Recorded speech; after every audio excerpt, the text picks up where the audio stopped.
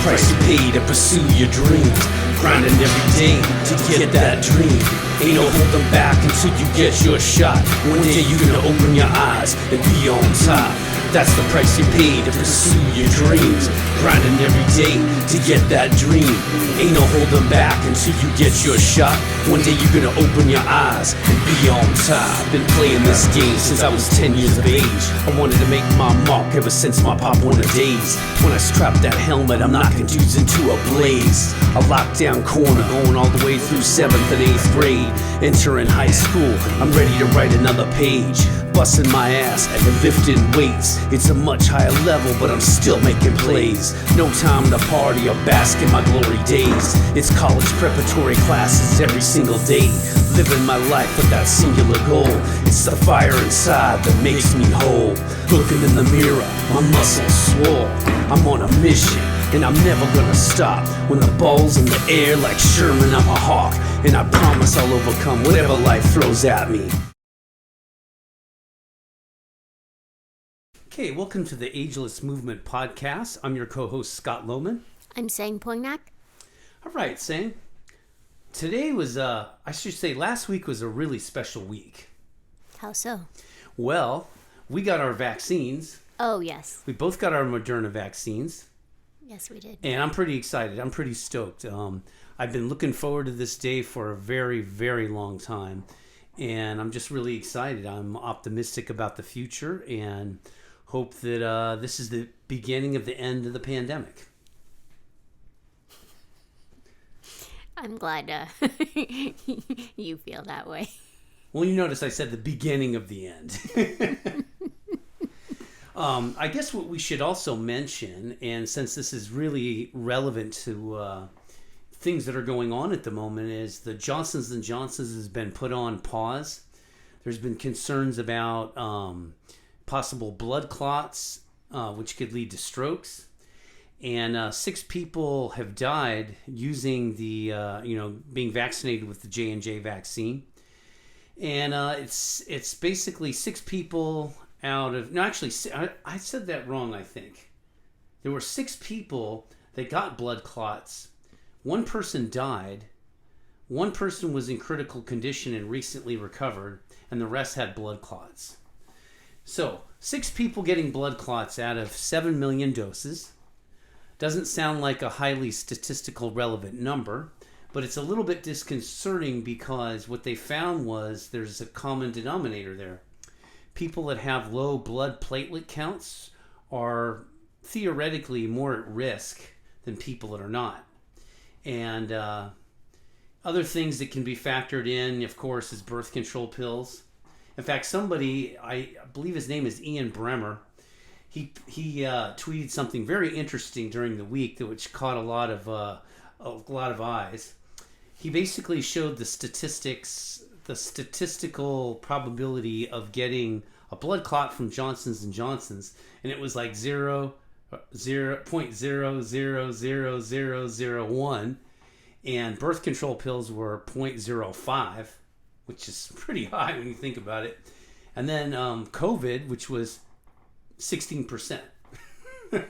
So another reason not to catch COVID, and also to consider, how important it really is to get vaccinated because there's just a lot of side effects and long hauler effects you really want to be able to avoid. Agreed. Yeah, no doubt about it. So I'm excited about getting the vaccine. I'm happy about it. I'm hoping that we can get enough vaccines in people's arms to outpace the spread of the B117 or UK variant, which is running rampant throughout the country. I know it's been problematic in Southern California. It's probably somewhat problematic at the moment right now in Northern California. But we seem to still be staying in the yellow. So are we in orange or yellow?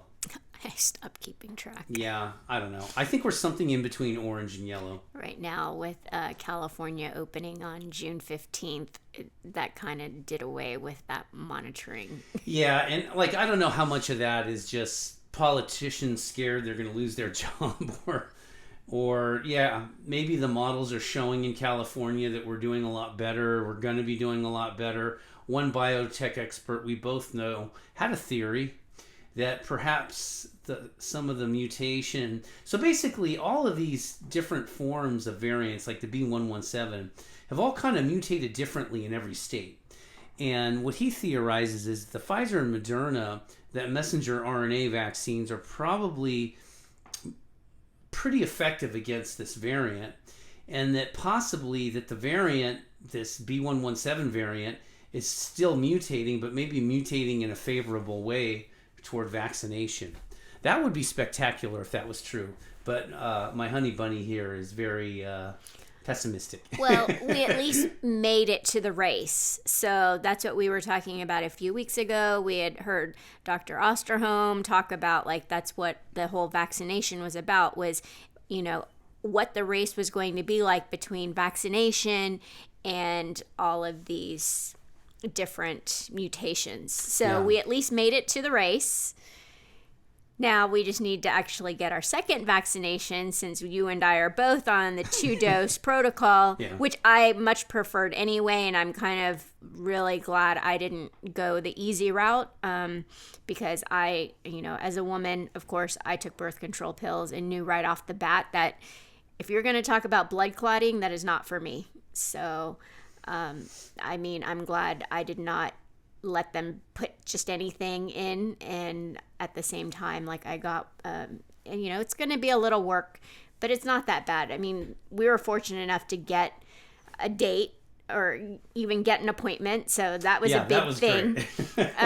You know, actually, you got an appointment before me. Well, I mean, what happened was a friend of mine had asked me if I wanted to do a pop-up site that had leftover vaccinations, and I didn't make it for whatever reason because I misunderstood the post. She got vaccinated, and it made me go look again, because every few weeks I would look on the CVS site, and I've had, like, you're telling me you're going to let me go to Campbell, but when I try to book it, now you're telling me I'm in LA somewhere and I'm not. So the whole system and how to book the appointment was so complicated. And I think that night at like 3 a.m., I was looking and somehow came across appointments throughout the peninsula. Didn't book it, waited till like 8 a.m., and finally just said, bite the bullet, do it.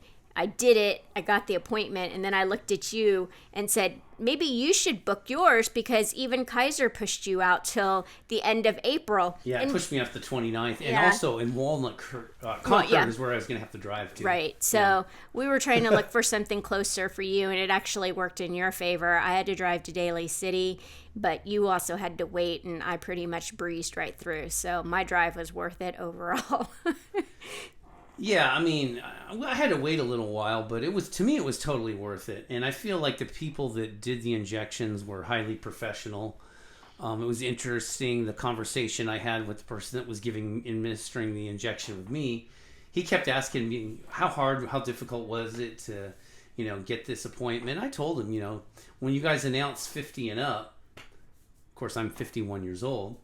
It was much easier for me, and they scheduled something very close to work, which was fantastic because I only missed one client that day. I only had to cancel one client, and I was able to teach all my classes, so it wasn't much loss that day and a lot gained with the vaccine.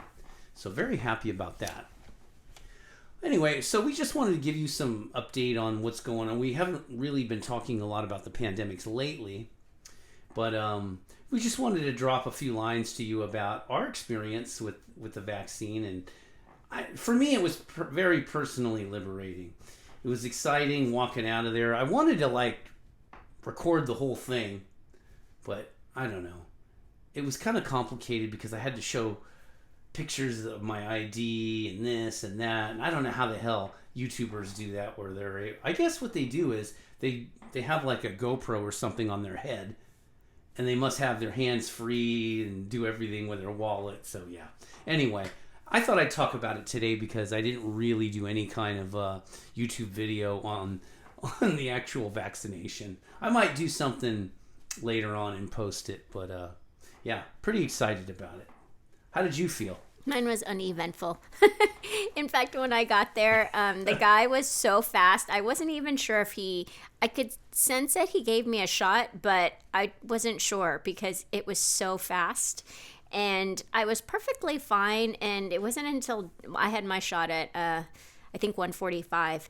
And Scott comes in to talk to me later in the day. So it's Tuesday. So that means close to his workout time evening. I decided to start moving my elbow, and I was like, oh, I guess something went in. He must have done something than just poke me with a needle. Yeah, no, yeah. So, and then as the night went on, just because I was super precautious, I didn't do anything. I was kind of surprised how heavy my arm felt by the end of the night. And it was so heavy that right before bed, I rolled out the injection site and thinking to myself like, oh, well, maybe I'll just disperse some vaccine by using my ball in order to move the muscle. And even the next day I was debating whether or not I was going to work out, but luckily I was kind of testing out for a new job, so I had to basically get the show going, and I was a little worried because I was lifting weights for a bunch of women I have never presented to and coached them, so it was a little interesting. I went ahead and did it and was perfectly fine. So it was really interesting because as soon as I lifted the weight, I'm like, this could either go well or it could go very poorly. And luckily that whole day of just doing demos and not doing my own workout was enough to keep my arm moving, that it actually helped with the what I was feeling, the heaviness that I was feeling. Yeah, I was just going to say, I had a similar experience. My arm didn't really hurt until the next day, and it just felt like a tricep workout where my tries, the lateral head was really sore. And I didn't pay much attention to it, but I did wake up with a headache that morning. And for all of you that aren't really familiar with who I am, I wake up with headaches quite often. That's kind of a normal thing for me because my neck muscles get really tight, especially the scalenes or the capitis and the area around the traps, right at the base of my skull. Those muscles oftentimes get really tight with me. And I would say that I don't know if that was the fact that my neck was a little bit twisted when I slept that night, or that was a side effect of the vaccine. But I will say this. When right about late in the afternoon, I started to feel pretty tired, but not really tired. And then I noticed when I was teaching class, my body felt beat up. I mean, absolutely. My muscles, my legs were killing me, my quads especially. And then something happened. By the midway through class, I started to feel better. And then at the end of class, I felt really good. So and this was about 7:30 at night. And I told myself, maybe I shouldn't work out today. Maybe that's the smart thing to do. So you know what I did? You worked out. I worked out, of course. I went to the gym, did some pretty heavy farmer carries, actually did some barbell free squats. I did, back squats. I did some calf work. Not too much, but decent amount of weight. And I felt fantastic Thursday night. So that's been my experience with it. If that's the price we have to pay to be vaccinated, my goodness, that wasn't much of a sacrifice. Yeah, but I mean, now that you mentioned the whole neck thing, so one thing I noticed pretty much immediately when I got into the car, I started to get kind of a really super low-grade headache. And I just thought it was my imagination of just knowing what could potentially happen. And so I noticed that lasted a whole day, like this really low-grade headache. So it seemed kind of strange because I don't get headaches very often, but I do notice lately because of stress, I seem to get it a little bit more. So I wasn't sure what to think, but there was another thing that happened the next day. So Wednesday, after I taught that class at night, when I came home, I have a particular site on my low back that tends to, I always have to watch out for it. And I did get some interesting sensations that evening that I'd never felt before, which was like the skin felt really warm. I almost was kind of wondering if something was going on with my discs. Yikes. So it was a little scary, but then I went to bed and the next day I felt great. So I don't really know what to say beyond that. Yeah, so that was probably the vaccine. There's a lot of weird little... you know what I think it is? I think the vaccine, the immune response, really affects the areas where you're somewhat vulnerable. Yeah. Or maybe you're just sore sometimes. You've had something there before, Yes. and it just like turns it on all of a sudden. So it's Yeah. like a receptor. Yeah. I think that's what it is. See that. And because I have neck pain so much, I think that was just the result of, how I normally feel. Yeah. Yeah. Okay, well, let's move on now. We're not going to talk the whole hour about COVID vaccine, but I definitely wanted to mention it because I'm pretty excited. I'm excited about a lot of things right now, but that's definitely right up there with the other things. Yeah. Okay, so what we're going to talk about today is alcohol and exercise. And I think this is a pretty relevant topic because so many people love to drink in America. And, there are a lot of people that exercise and take care of themselves, and they drink. I'm not one of those people. I don't drink, but I do exercise. And I'm very curious to just, talk about this and just talk about the role, alcohol sort of plays in exercise and maybe decision making. I mean, it's a huge part of our culture, alcohol. Mm-hmm. Well, I think what the reason why this initially even came up, one thing I noticed pretty much early on in the pandemic, there were talks that, in March of 2020, basically alcohol sales increased by what I saw was 40%. We're going to include a link to something from the Journal of American Medical Association, where Nielsen reported that it was a 54% increase in national sales of alcohol for the week of March 21st, 2020. So basically year over year, there was an increase, and then online sales went up 262% from 2019. Whoa, that's crazy. But that was for online sales. So basically, because a lot of places were closed. They're not going to bars. So right. Maybe it was just the same amount people normally drink. It's just they were ordering it for themselves. Or to have it at their come house. Yeah, to their home. Yeah. And then 3 weeks later, the World Health Organization warned that alcohol use during the pandemic may potentially exacerbate health concerns and risks behavior. So there's a whole lot that kind of happened as soon as we went into shelter. And then the more interesting part is we're actually still in that, because even the beveragedaily.com basically reported, so the beverage industry is counting on 2021 to be very similar to 2020 when it comes to drinking. So they reported that there were 5 trends to watch for, and one of them was that the pandemic trends will persist and that technology creates this transformation, which is what we saw, that 252% increase. Wow. So even the beverage industry is banking on your dollars if you are drinking during this pandemic. Yeah, that's pretty interesting. And, I can't prove this because I don't have the statistics in front of me. But if I had to guess, I think people are drinking more than they were before.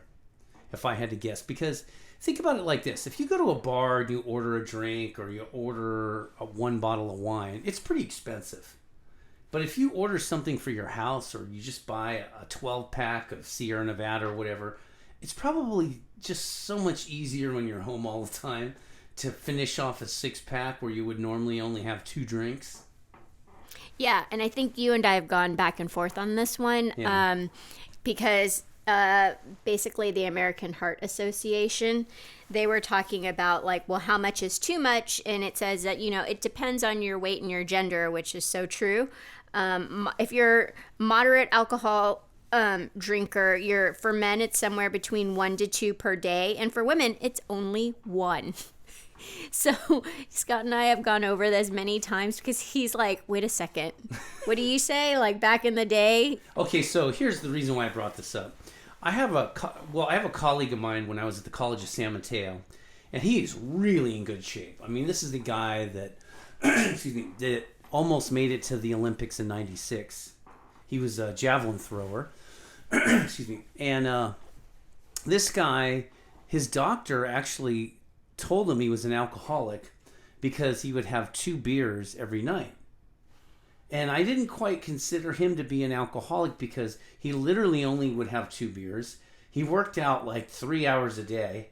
He ate healthy. I just didn't see how he was an alcoholic. But at that particular time, and of course, we're going back quite a few years.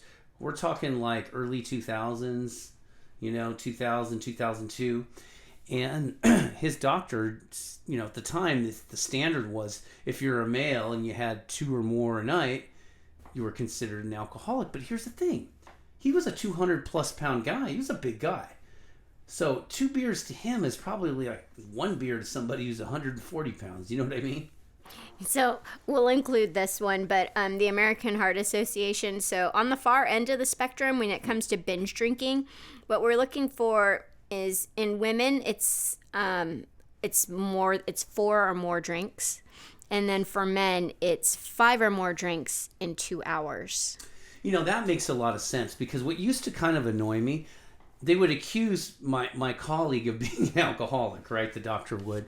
Yet I had another colleague of mine who wouldn't drink at all during the week, but she would just get shit-faced on the weekend. Mm-hmm. And she would even lose track of how much she would drink. Mm-hmm. It was amazing. She only weighed 110 pounds. Mm-hmm. She was really small and Japanese at that. Mm-hmm. And she just could handle her alcohol like a big guy, And to me, I didn't understand the way they classified everything. Like, I wouldn't understand why she's not an alcoholic, but my other colleague was considered an alcoholic because he had two drinks Monday through Friday, or even Monday through Sunday. Whereas my other colleague, the woman, she wouldn't drink at all Monday through Friday, but she would get shit-faced on the weekend. Not every weekend, but most weekends. And that, to me, seemed like harder on your health than just having 2 drinks a day. I mean, that's pretty much how my outlook was. Well, I mean, so that's what I think the difference is, and we're actually going to talk about this a little bit more. We're not going to get into kind of like necessarily how alcohol affects your body, because you can always find that. We'll include a bunch of links. But what we're talking about is, I think what your doctor was, or what the doctor of your coworker was trying to say was, because it was regular, it was clearly part of his lifestyle, versus the other coworker who would do it occasionally. And, that's the thing. If you're doing it, we always talk about it when it comes to food, like you might have a celebratory meal or whatever, and that's fine when you do that. But when it becomes something that's very consistent, then that consistency is going to add up to something else, be it positive or negative in the long run. So I think that was the difference. And, I think the doctor was being a little... Well, I don't think I'm just saying that was for my own perception. Yeah. The doctor didn't talk about, binge drinking on the weekend. He just used that very rigid model of, 2 drinks or more, you're an alcoholic. Yeah. Which was ridiculous, I thought. And it's good to know that they have different standards based on your weight, your size, your gender, because all of that should be factored in. I really think it should. Yeah. And I mean, so this thing about alcohol, it's been coming up, I think, for me a lot, because I think Scott and I talk about it a lot, because I've noticed I have quite a few clients who we have the discussion, and I feel like I'm like, you're still drinking, aren't you? And just because I'm looking for something very specific. I mean, I even had somebody come in, and it was, I think our appointment's at 1 p.m., and I was wondering why his balance was off. And when I went over, because I had to help him get off the table, I kind of started, even though I was wearing a mask, I kind of sensed that maybe he had drank before coming to our session.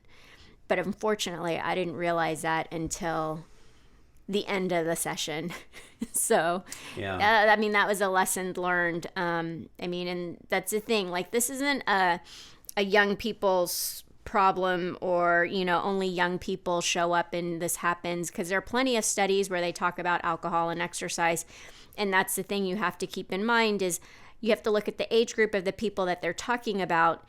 And also the gender, because of course they only study men and not necessarily women. So when you see these studies where they talk about it's okay to drink, you have to really dig in and understand what's really going on in that.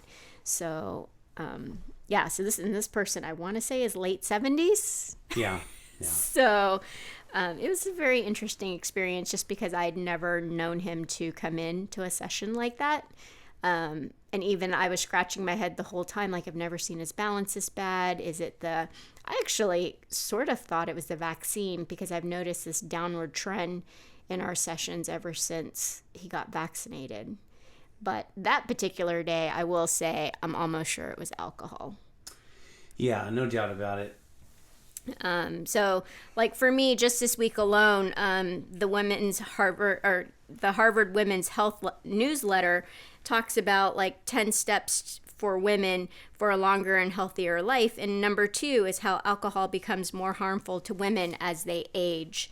And then yet another newsletter I get is from a professional group that I work with, where now, lo and behold, they are offering a drug and alcohol recovery fitness specialist program. And in that program, they talk about 3 training considerations for working with individuals in alcohol use disorder recovery. And one of them, the first one, is muscle wasting and weakness, or myopathy.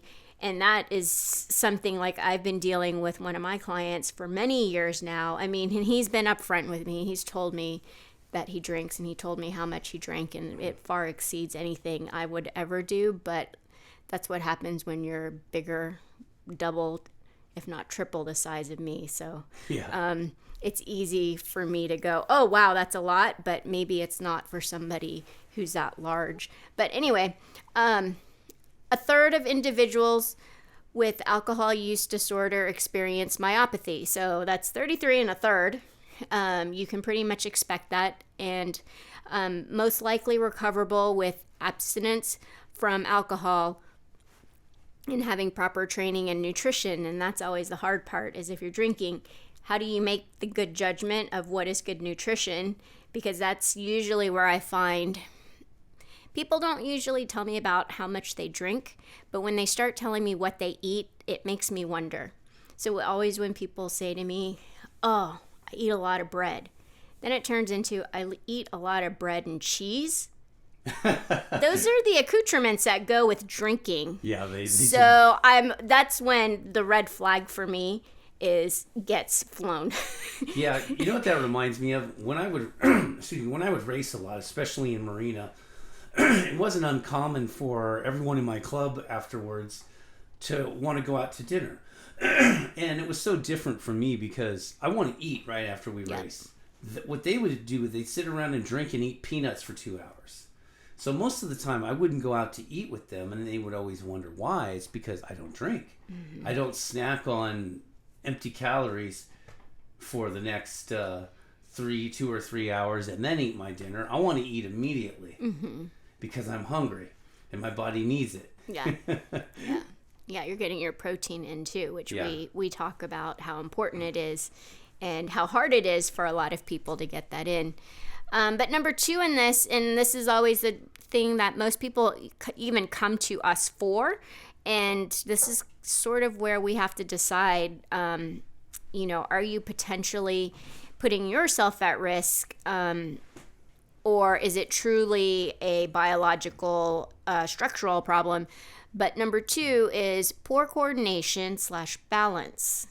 So people always like to blame, oh, it's my age, what have you, but is it? You really have to look at all these other lifestyle, the impact of all these lifestyles. And so here, it's seen in the first 3 months following alcohol withdrawal, but it can persist longer.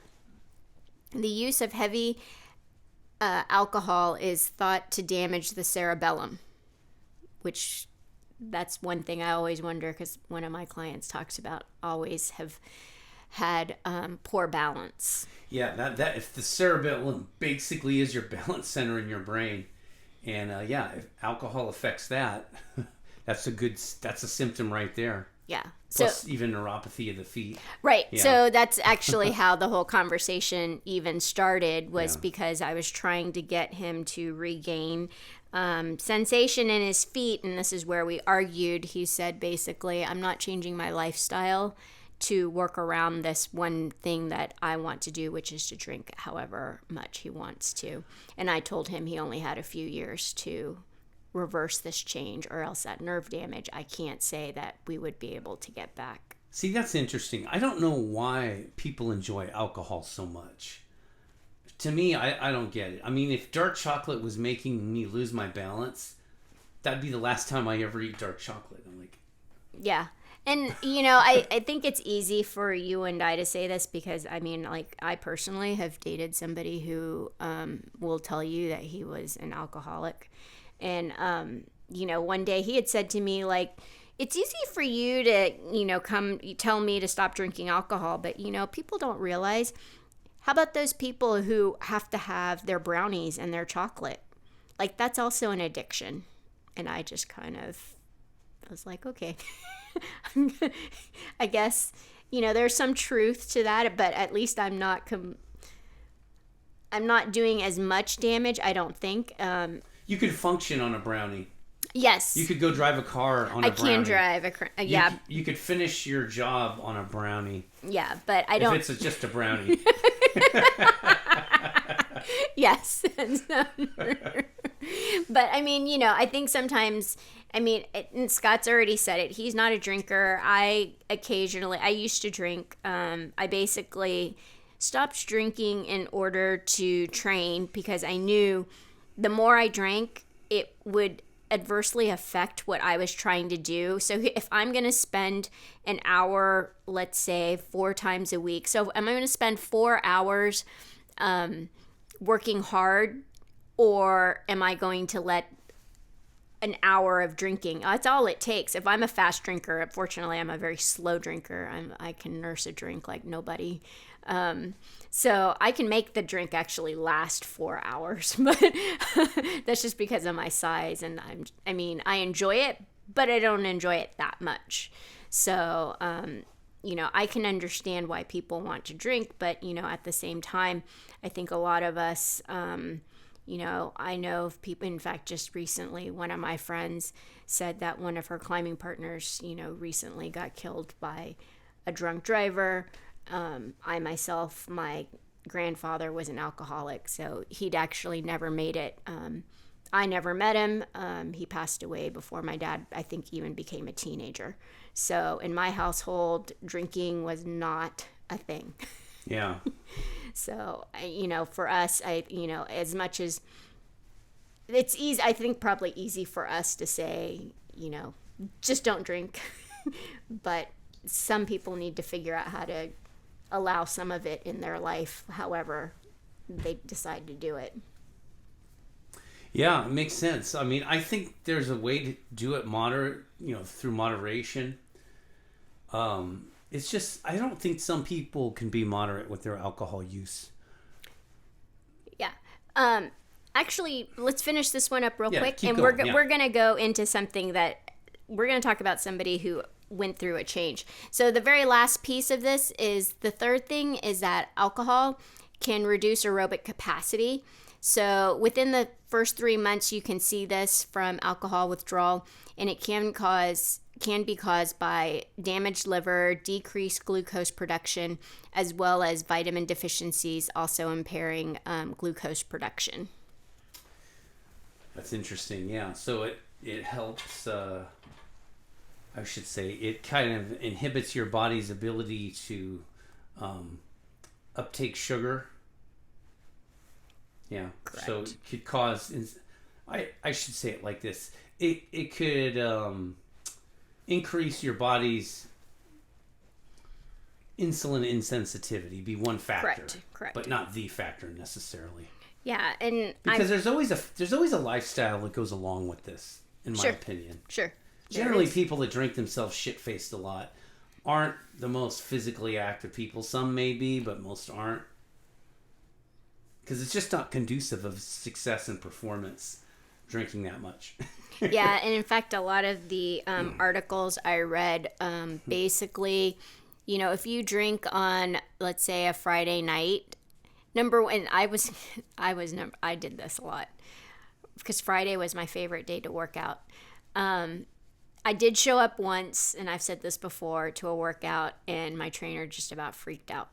And it was bad timing too, because when you think about it, I drank before, and then I expected my body to be able to function right after.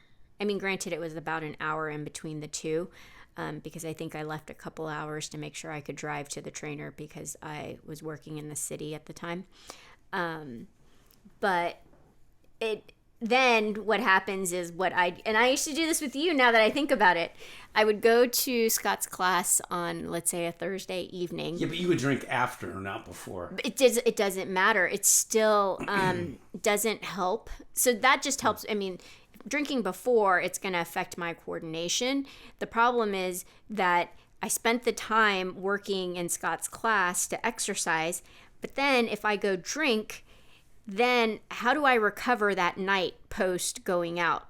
It also affects your recovery and your sleep, which I did not take into account when I did these things. But like I said, the good part was that I can nurse a drink for 4 hours. So that's good.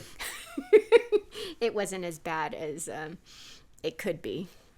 But, as we were kind of looking around, and we'll include links for you where you can see what the impact is if you want to go that route. But basically, we're also going to talk about this individual that I came across who basically for 380 days straight of exercise and no alcohol, what his 12 lessons that were learned.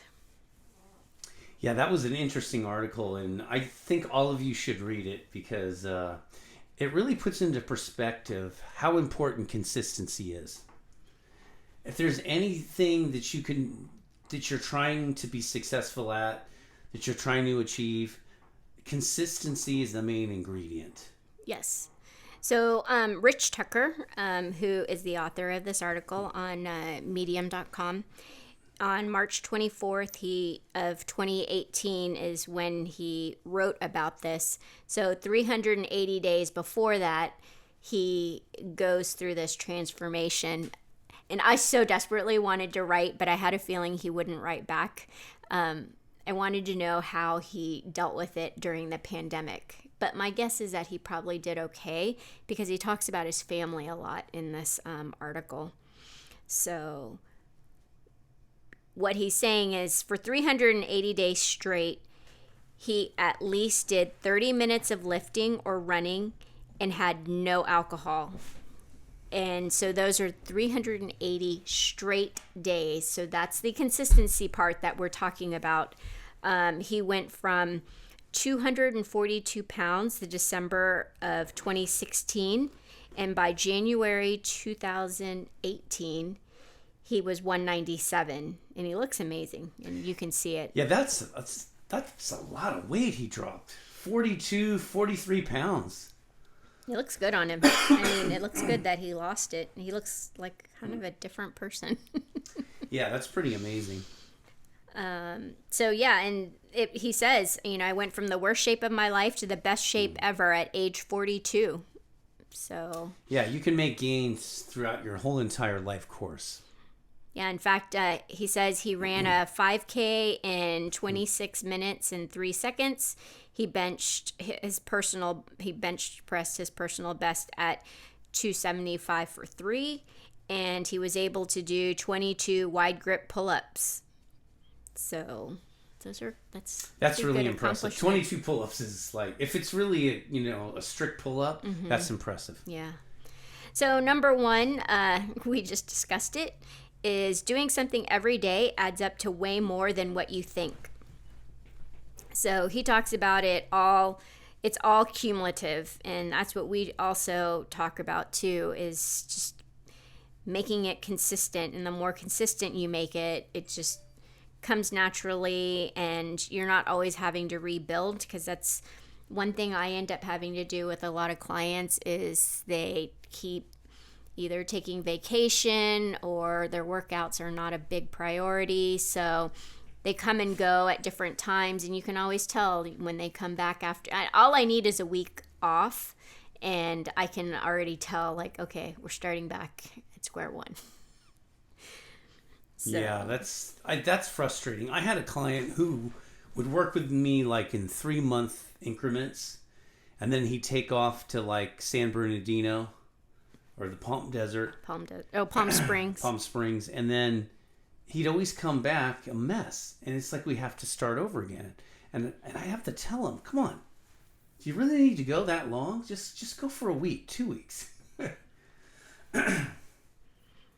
Yeah, and what's really cute is this guy talks about his daughter, and so she would also partake in this, and she actually at 10 years old started working out too, but she only did it for 31 days, and she practiced 15 minutes a day, and actually what she was practicing was her hand walking skills. So basically she did a handstand and would walk around. But even in 31 days, she noticed the difference of this practice. Yeah, it probably helps that she's really young. It does, but I mean, that's the thing. If you have to keep doing these movements so that your body knows how to do them neurologically, it's just much easier. In fact, when I was teaching class this week, we were doing something that is considered an Olympic lift. And I said it I was talking to the coaches, like, I understand this is one of those things, like if we take it out of the program and then it comes back in again, there's a chance people are going to have to relearn it every time. So to just keep it in the program, I think, is way more beneficial, because then you're just constantly working at it and trying to figure out your best way of doing it, rather than constantly having to relearn the complex. So. Yeah, the body is its function. So if you want to get strong in any particular type of exercise, you need to do those exercises, and you need to do them consistently. And just so you understand the way the body adapts, if you want to be a really good distance runner, well, you primarily have to work on cardiovascular fitness. That's where your whole routine has to circle around. If you're trying to be a person that increases muscle mass, then lifting weights needs to be your primary focus. Now, that's not to say you shouldn't work on cardiovascular activity if you're trying to build muscle mass. You should, but it's not going to be your primary focus. And conversely, if you're a distance runner, you should do some strength training, but it's not going to be the bulk of your training. The running, if you're going to be trying to be a marathon runner or any distance runner, you have to practice on running. Same thing if you're a cyclist, you need to be on a bike, and if you're a swimmer, guess what? You need to be in the pool. Yeah, so this is basically the SAID principle. So the specific adaptation is what you have to work on if that's what you want to be good at. But you have to keep in mind that if that is all you do, that is all you will be good at. Yeah, she's right. So this is why an Olympic weightlifter or a strong man or strong woman isn't going to be very good at running a marathon. Because they don't train like that, and they weigh more than they normally would weigh if they were running long distance. And conversely, you can't take a marathon runner and expect them to be really good in the 100 meters. They're not trained for that. Yeah. And just like if you took a great 100-meter runner like Usain Bolt, who's a world record holder, there's no way that guy's going to be competitive in a marathon. He's not built for that. He's going to run out of gas. So anybody who knows both Scott and I, you probably know what we prioritize. For us, we prioritize weightlifting. And so what happens is we spend most of our time weightlifting. We might do the occasion. For me, actually, cardio is a function of my weightlifting. It's actually combined. But you'll never see me just go run. And it's very seldom I will go run or take a walk. The only time I would be willing to take a walk is if physically I know I'm not well. Well, taking a walk is quite easy for me. I mean, it's low impact. If you don't have any movement problem with your foot or something, it's really, I don't believe to be, a problem. Cycling, I like a lot. Of course, not really on a bicycle, but on a stationary.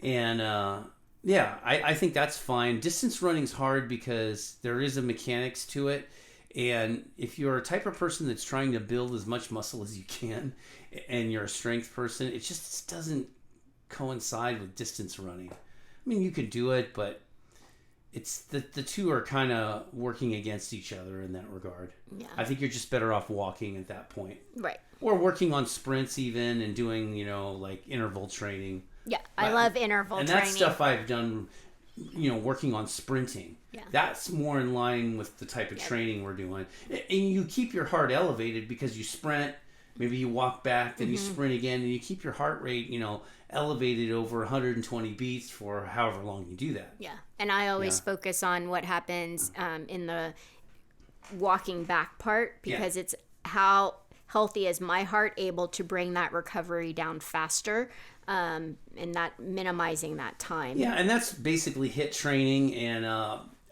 there's a lot of research that shows there's a lot of results for it as far as burning fat, improving your cardiovascular conditioning, and just having a really good sculpting effect on your body. Mm-hmm. So number 2, Rich says, 380 days straight was unthinkable on day 1. So his original goal was to do this for 138 days straight. And then when he started earlier in the year, he basically completed a challenge for only 38 days. And then once he completed the 38 days and got into the best shape of his life, and this is usually what happens after you experience the 38 days, he knew 138 days would be a stretch, but that he could do it. So I think once you see the change, you're willing to keep it going. And then he got one of his friends convinced him to do the 380. So yeah, that's a lot longer than 180. Yeah, so he just says take advantage of the momentum and just don't stop. Set the goal higher and keep going. And that's, even when you and I train, like when I used to train for my certifications, once you meet that goal, it's, well, what's next? So you find yourself constantly trying to figure out what are the limits of your training goals. Yeah, makes sense. So then number 3 was sharing the journey, and it adds accountability and it pushes you, which is super true. I know for me, I need a hard deadline, and when I have money in this, I definitely will make it happen because I spend a lot on certifications. Oh yeah, definitely. So you find every which way to make it happen, and that's what's good about it. You find your goal, and you find once you're incentivized, it definitely helps you get there. And yeah, that's what they always say, is letting people know. That's part of training with the trainer, is you have a set day, you have a set time, you show up, and you make it happen. So. That's right. That's the only way you're going to make improvements is through consistency, showing up, being accountable, not just to your trainer, but to yourself. Yeah. Or your teacher, whoever you're working with. Yeah, for the most part, I always tell people, like, their wins are their wins. Like, I'm just there to help answer questions and to help with the journey. Guidance, Yeah, it's not, I don't need them to do anything crazy to impress me, because they need to be happy with what they can do, not with what I'm happy with. Yeah, no doubt about it. So number 4, we briefly talked about it in the last one, but basically 38 days is not long enough. And I think we've said this in a podcast before, like when we were talking about recovery and kind of getting over injury, it definitely takes a while. I've learned pretty much through every phase of my life, how you progress your exercise routine is really important. Not trying to do too much too fast. Progressing, you always want to meet those short-term goals and exceed them, and then you move on to the next one. You don't want to jump from A to Z. That's where people get injured. Maybe they get discouraged. And, plateaus will happen from time to time, and that's where, seeing a trainer or, seeking out expert advice can really help you continue to make progress. So, number 5, he talks about streaks are powerful. And that's true. I mean, I've done different habit changing things where we talk about being able to mark the calendar and see the consistency, seeing that X happen on how many days and very little spacing in between those X's. It definitely keeps some people motivated. I think some people is a little bit hard to say, but basically one thing he says is Jerry Seinfeld has used the technique of don't break the chain in all aspects of his life. And he talks about the whole Xing on the calendar, which is... Yeah, that's... See, for me, I've always been really consistent. So the only thing that has ever kept me out of the gym has been sickness, surgery, or, injury. Yeah, I mean, for me, as a woman, I think it's hard to be super consistent and know that my body will always be there for me. So I think Scott and I have been through this many times where I wake up and I'm like so excited because I'm going to accomplish these goals. I write it all out. I plan the workout and we show up at the gym and I look at him and I'm like, can't be done today. Well, that's the thing. You definitely have to regulate what you're doing. It doesn't mean you can't work out that day. It just means you can't push yourself to the max like you were planning that day. Well, I had to change out all the exercises. Yeah, and definitely. here I'd already I spent all morning going, okay, I want to work on this. I want to increase this. Like I'd worked out all the numbers. I worked out all the exercises and then realized like this could potentially hurt me because I know that my low back is unstable and that's not something I want to go in. And that oftentimes coincides with premenstrual cramps or menstruation. Yeah. Yep. Or stress. Those are different issues for females versus male athletes. Female athletes definitely needs to be considered in programming, really. Oh, yeah. That's where communication is really important. And there has to be a comfortable enough relationship with your strength coach to have this kind of dialogue. Yeah, and that's the thing. Like, it's easy when I have my female clients, they're so open that it's easy for me to just keep in mind, like, when their cycle happens. I mean, luckily, I think with a lot of the men I work with, I've worked with them for quite some time. So they're a little more upfront. I think right now I am struggling a little because one of them won't tell me when he does and does not have gout because he's figured out that I change his exercises depending on whether or not that big toe works. But it's important, I mean, that we know these things because it does change the whole entire exercise, so or the whole program, and that's the thing. Like, I can't control what he eats. I cannot control how much inflammation he shows up with on any particular day. So, or I had another client who had, children, with newborns. I have no idea how much they've slept. I always walk in and I'm like, here's the workout. And then I realize I'm like, you haven't slept much, have you? And it's like, no. It's like, okay, well, we got to go do something else. So I have to take that workout. Yeah, you don't want to break down the body too much. Yeah. So number 6 was a little interesting, but very interesting considering it was pre-pandemic. But it was wash your hands. And it's so true because he basically talks about if he was going to continue his streak, he found himself washing his hands because, especially when you have little kids around, you end up getting sick. So he managed to not get sick for like a year. He stayed well for the whole 380 days and he had 2 children.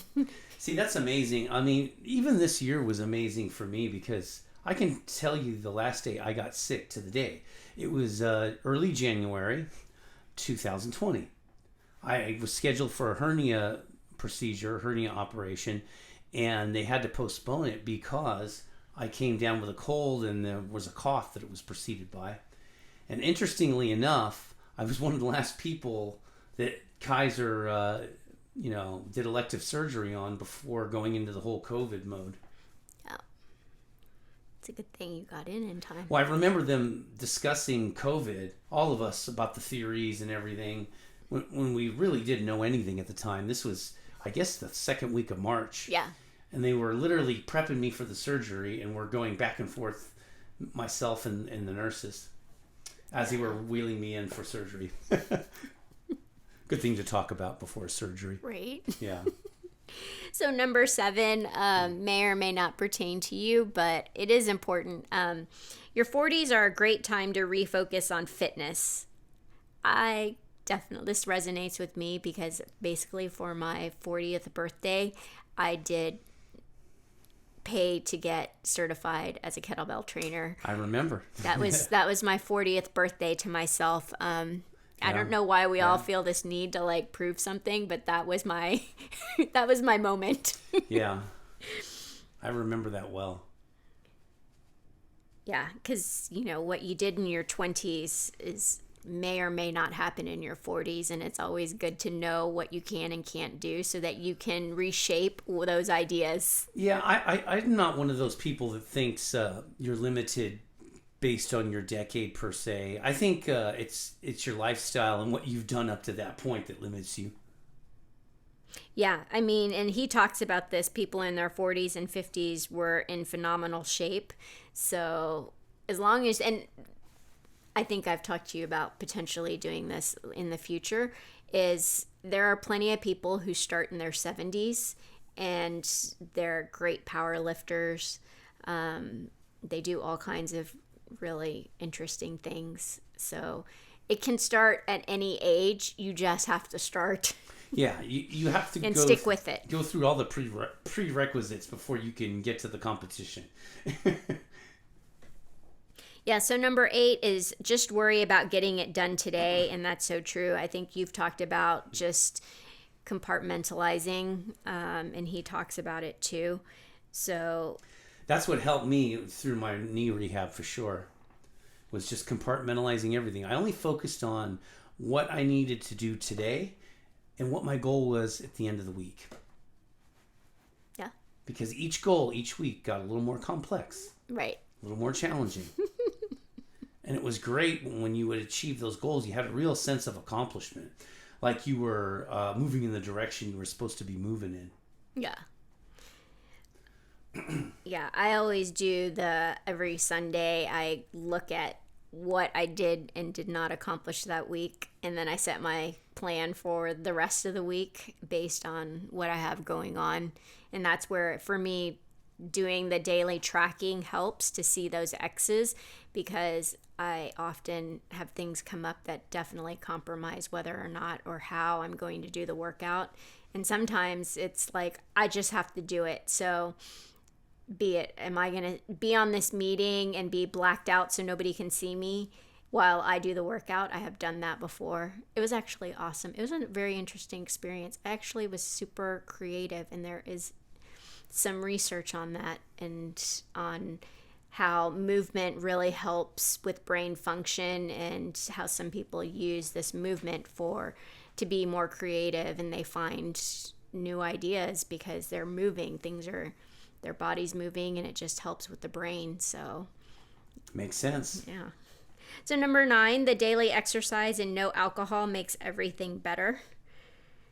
I would agree with that one. What he talks about in this is that going without drinking, even though after a tough day of work, exercise was his substitute for stress relief instead of a beer. That's one of the reasons why I picked up kettlebell training, was because, at the time I had a really stressful job, and definitely taking that energy and pushing it through a kettlebell was satisfying. It was essential, wasn't it? Yeah, it was satisfying that I didn't have to eat more to feel better, because if I ate more, it hurt my body more than it helped, so it wasn't a good solution. So it was nice to have something, a healthier choice to help me work out stress. So number 10, which I think Scott and we cannot relate to this one. But my kids loved the streak as much as I did. And I thought that part of the story was super cute, because his daughter, I'm not sure how old she was at this point. I'm going to guess she's roughly around 8. But they went out on a trip, and I believe she was 10. She was the one that did the handstand. Yeah, she was okay. 10. Yeah. Well, at some point they went on a trip, and he got hurt crossing the water or something. He slid down the not the cliff, but the hillside. Mm-hmm. The rock broke on him, mm-hmm. and he slipped, and he cut his ankle pretty bad, mm-hmm. and he sprained his wrist. Yeah. And his little girl she felt so bad because she thought, oh my gosh, my dad can't keep his streak, and he can't work out anymore. And even she understood the importance of like how this was important to him, and she wanted to help him achieve that goal. So and the whole purpose of him being there was for a water purification homework assignment. Oh, to help her for daughter. school. Yeah. But I mean, Scott and I have talked about this before too, is like if you have a weight loss goal, it definitely helps if your partner also has the same goal and they're not the one who actually sabotages your goal, because we've seen plenty of couples where the wife wants to lose weight, but the husband's like, I want to eat everything in sight. Like, so it's a little hard to feel supported when that's the mentality going on in the household. Yeah, no doubt about it. I mean, I like when you were going through your dieting down for RKC, I was really cognizant to not eat ice cream around you or something like that. I mean, but I pretty much eat meat and vegetables and stuff like that anyway. And yeah, I definitely didn't eat anything in front of you that would sabotage your whole goals. Yeah. And it takes, a supportive relationship can really help you that way. Yeah, definitely. I mean, how many times have I tried to do it and it was hard, but it did help that, you naturally have like this ability to eat well, a well-balanced meal. So it helped, and then every time I was like, I really want some gelato today. You're like, nope, no gelato. Okay. So it helped. I mean, like, even though I wanted it, you didn't give in. So it helped. So number 11 is healthy habits can become an addiction, and that's a good thing. And it's true. I mean, we've talked about how we both have basically used exercise to better ourselves. So, and then number 12 is not drinking alcohol is tougher than working out every day. And I could see this being the case, especially, I worked at a .com or a startup, and my coworkers start drinking super early on a Friday. And the only thing that I think kind of stopped me was I didn't like the selection. So at least I was picky about what I drink. It's the same thing for me with dessert. That's just mind-numbing to me. And I remember we first started going out around that time when you were working for DA. And I talked to you on the phone sometimes on a Friday because we're arranging where we're going to meet and everything. And I'm hearing stuff in the background, and you're like, yeah, everyone's drinking right now. And I'm sitting here going, they're what? Yeah, they're drinking. This person's riding a bike around here. And I'm like, that is crazy. Like, in my profession, you would never be able to drink, while working. That just sounded crazy to me. So that's actually another thing. I am going to include an article, and I think pretty much right before this pandemic, that is actually a trend that was happening, was people are like doing yoga at the brewery, because that is a comfortable place for some people. Like if they like spending time at the bar or the brewery, then they feel comfortable going in. Hey, why not? Let's work out here. So there was a trend there for a brief second where alcohol was going to be part of the workout. I'm pretty sure that trend is going to die. It might resurface in 50 years. That seems like nothing but trouble to me. Everyone leaving 3 sheets to the wind. Yeah.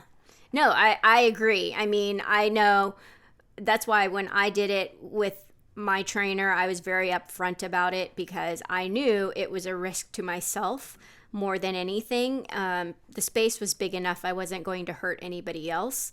But, here this whole time I was telling him, you can't make me lift heavy weight because I don't want to hurt myself, but yet I showed up after happy hour. So. Wow. Interesting stuff.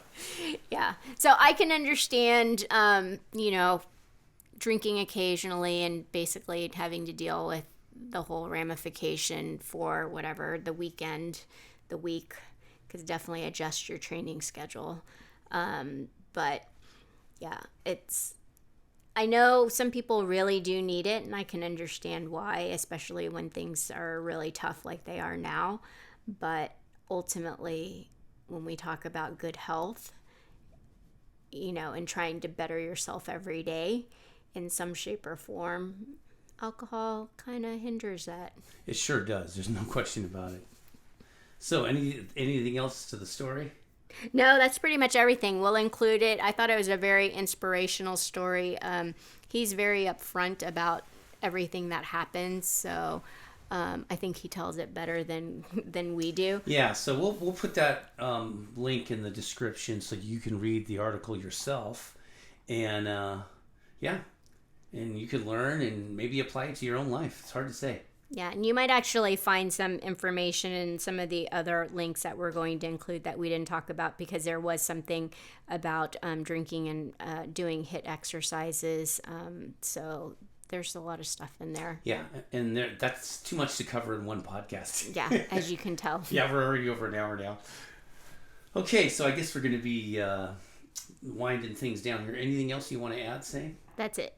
Yeah, that was a really, I'd say, very relevant topic, because so many people are drinking right now. And I think the goal is to get people to drink more moderately. Mm-hmm, definitely. If not at all. Yeah. Now, you notice I'm a person that doesn't drink, but I'm not suggesting you don't drink at all. Yeah. I'm just suggesting that you keep it to a moderate, healthy amount so that it doesn't negatively impact your life. And, it can ruin relationships, it can ruin careers. Just make sure that it is a healthy part of your life and not an unhealthy part of your life. Mm-hmm. All right? Okay, don't forget to like and subscribe to our channel. I haven't mentioned that till the end here. That's interesting. Hopefully you're enjoying the new format here. I think it's a lot easier to understand us. And it makes it more clear, some of the visual material that we put in the video to see. But if you have any comments, please leave them, and any suggestions for future topics, we might do it. Yeah. All right, everyone, have a wonderful week. Stay safe. Get vaccinated. Yes, get your vaccine. All right, everyone, take care. Bye. Bye-bye.